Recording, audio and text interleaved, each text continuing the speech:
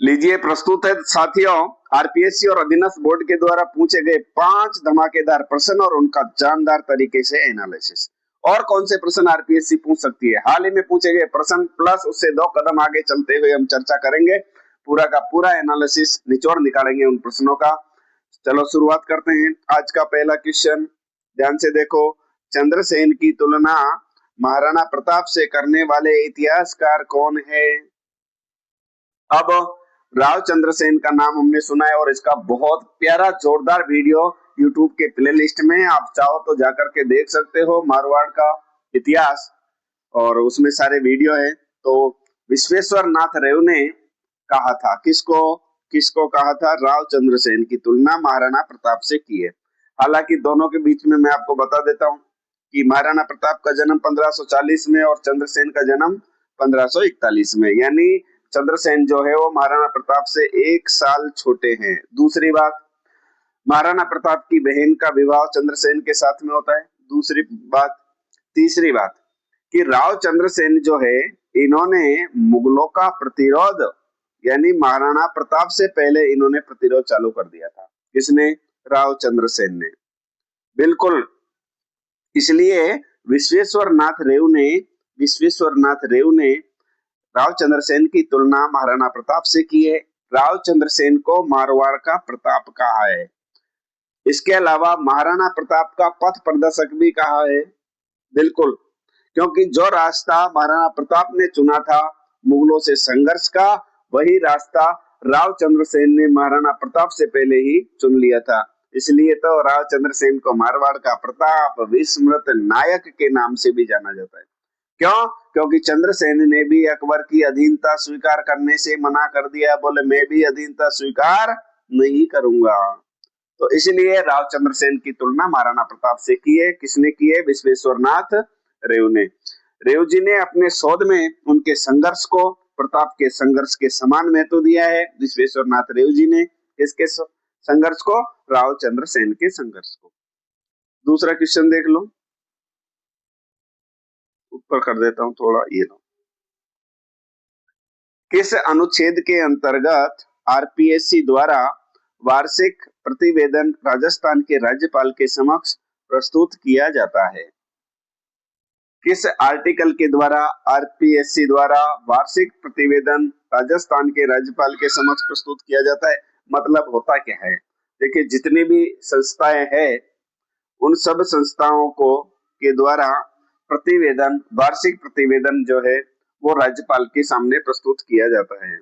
जिसमें अपन आरपीएससी के बारे में बात करें तो आरपीएससी भी पूरा विवरण जो है प्रतिवेदन के रूप में राज्यपाल के सामने प्रस्तुत करती है। क्या क्या विवरण होता है इसमें परीक्षा परिणाम होता है, कार्मिक विभाग के द्वारा कोई सलाह दी जाती है तो वो होता है, कौन कौन सी भर्ती की, कितने लोगों को नियुक्ति दी, कितने इंटरव्यू हुए, सारा डिटेल आरपीएससी पूरे साल भर का बना करके और वो प्रतिवेदन किसको देती है? राज्यपाल को देती है। एक लाइन इससे हमको ये समझ में आती है। क्या समझ में आती है?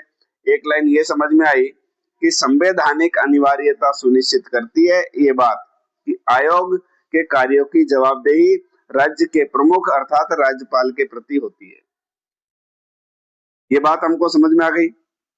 फिर राज्यपाल क्या करता है? राज्यपाल इस रिपोर्ट को जो है वो विधानमंडल अर्थात विधानसभा के समक्ष प्रस्तुत करता है। इस रिपोर्ट को राज्यपाल, अनुच्छेद याद रखना है 323, और यहाँ पर भी 2 और आप लिख सकते हो, 3232, यानी अनुच्छेद 323 323 भाग 2, 323 भाग 2 में राजस्थान के राज्यपाल के समक्ष प्रस्तुत किया जाता है ये प्रतिवेदन आरपीएससी के द्वारा, ऐसा लिखा हुआ है।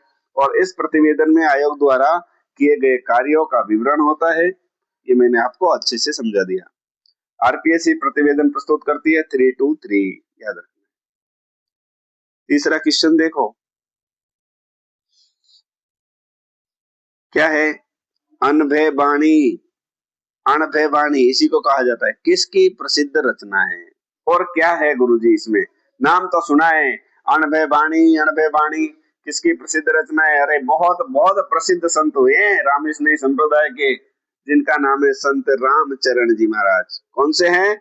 संत रामचरण जी। अब पूरी डिटेल बताने जा रहा हूं, ध्यान से सुनो।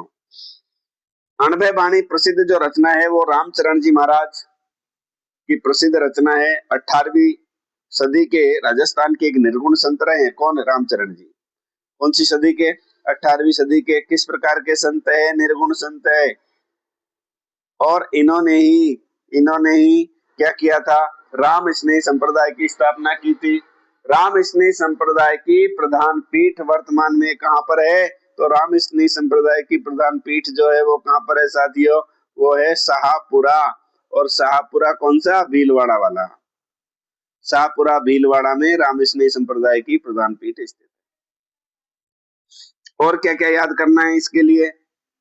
इसमें क्या लिखा हुआ है? तो जो अनभय बाणी या अनभय बाणी जो रचना है संत रामचरण जी की, उसमें राम स्नेह संप्रदाय की शिक्षा और वाणियों का संग्रह किया गया है। यह रचना निर्गुण राम की भक्ति और गुरु महिमा पर केंद्रित है। याद रख लेना आपको। इसकी भक्ति?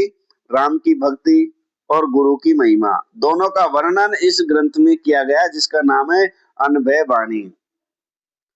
किसके द्वारा लिखित है? रामचरण जी महाराज के द्वारा। चौथा क्वेश्चन देख लो साथियों।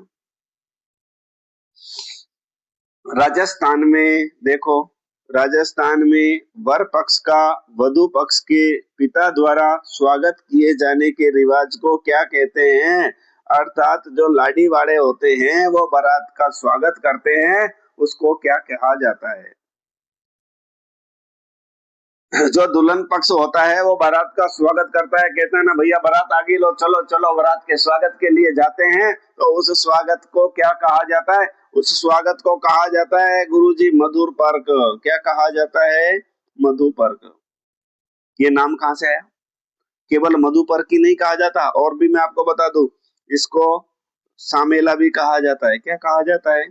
सामेला। अब मैं कारण बताऊंगा आपको, सामेला नाम कहाँ से आया, मधु पर्क नाम कहाँ से आया, सारा मैं आपको डिटेल से बताऊंगा। इसके अलावा ठुमाव भी उसको कहा जाता है। क्या कहा जाता है? ठुमाव। किसको? बारातियों का जो स्वागत दुल्हन पक्ष के द्वारा किया जाता है उसी को मधु पर्क, उसी को सामेला, उसी को ठुमाव कहा जाता है। क्यों कहा जाता है मधु पर्क? देखिए पहले से परंपरा रही है कि जब बारात आती है तो उसको मधु यानी मीठा खिलाया जाता है। और उस मीठे में जो है सबसे पहले तो ऐसा कहा जाता है कि आज से 70-80 साल पहले ये परंपरा थी कि जो बारात आती थी उनको गुड़ मिला करके गुड़ का मीठा पानी पिलाया जाता था। फिर गुड़ चेंज हुआ और फिर ठंडाई जिसको बोलते हैं, ठंडाई। ठंडाई में क्या होता है? वही पानी, ठंडा पानी, उसमें शक्कर मिलाई जाती है, प्लस उसमें क्या होता है? उसमें गुलाब जल गुलकंद होता था। तो सबसे पहले गुड़ पानी मिला करके पिलाया जाता था, उसके बाद में ठंडाई आ गई, और ठंडाई के बाद में क्या आ गया? अभी तो Mirinda, Dew, Pepsi, Thums Up जो होती है ना, ये वाला ठंडा चालू हो गया। बस सीधा लाते हैं, कुछ शक्कर मिलाने की जरूरत नहीं है, बस उसी को खोला, बड़े बड़े 2-2 लीटर 2.25 लीटर की बोतल लाते हैं, कार्टून के कार्टून, और बारातियों को पिला देते हैं। वो भी मीठा होता है। ये भी हो गया मधुर पर्क। और वर्तमान में एक नया ट्रेंड चला है जिसमें क्या बारातियों को जो है ना ठंडाई पिलाई जाती है, ना ठंडा पिलाया जाता है, ना मीठा पानी। अब पिलाया जा रहा है जूस। वो भी कौन सा? वो भी पाइनएप्पल का जूस या फिर पपीता शेक।